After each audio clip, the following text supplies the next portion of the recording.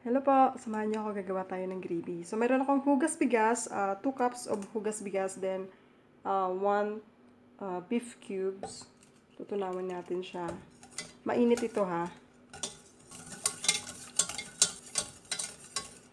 So, pag natunaw na natin ng maigi yung beef cube dyan, set aside na natin. So, maglagay tayo ng 1 tablespoon mantika. Canola oil yung gamit ko. 1 tablespoon unsalted butter, 1 tablespoon harina.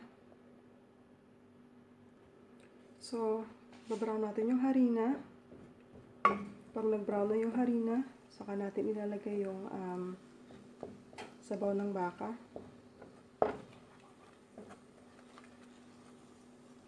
So, halo lang tayo ng halo hanggang sa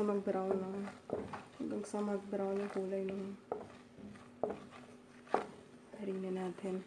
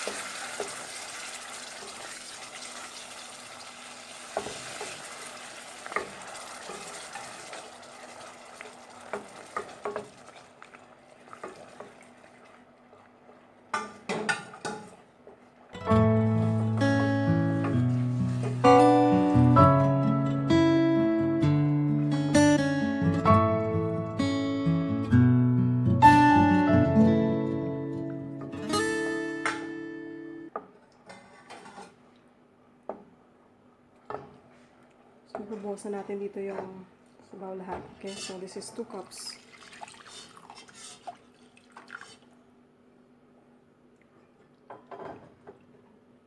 Hintayin natin to kumulo at hintayin natin lumapot.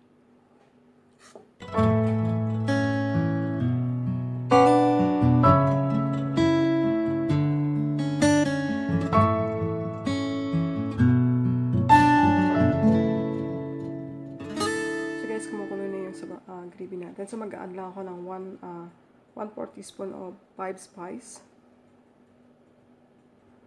Some ground black pepper.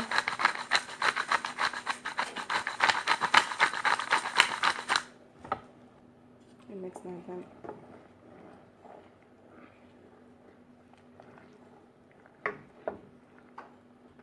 Guys, yung 5 spice, mabibili niyo po sa grocery, sa mga grocery store.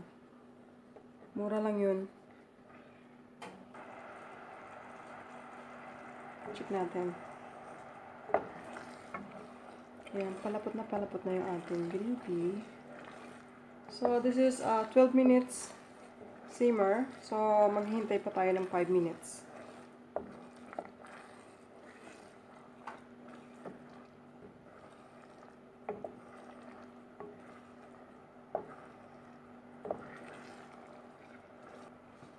So guys, ready na ating gravy.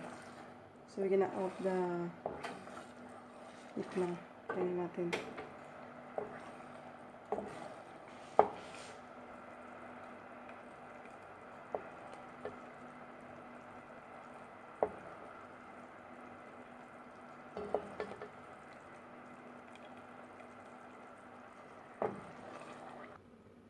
So guys, ito na yung gravy natin. Kung gusto nyo guys, mas marami pa dito yung gravy na gagawin nyo. Doble nyo na lang yung recipe.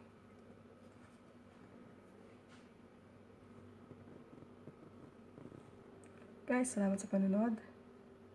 Balik kayo ulit.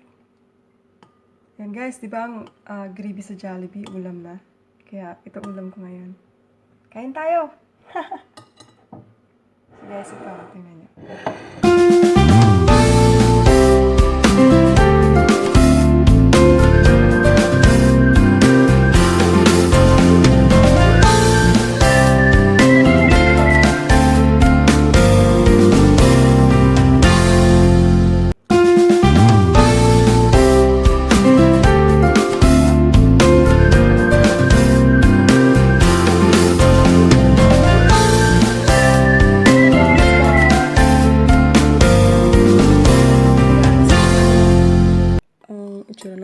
baby kanina.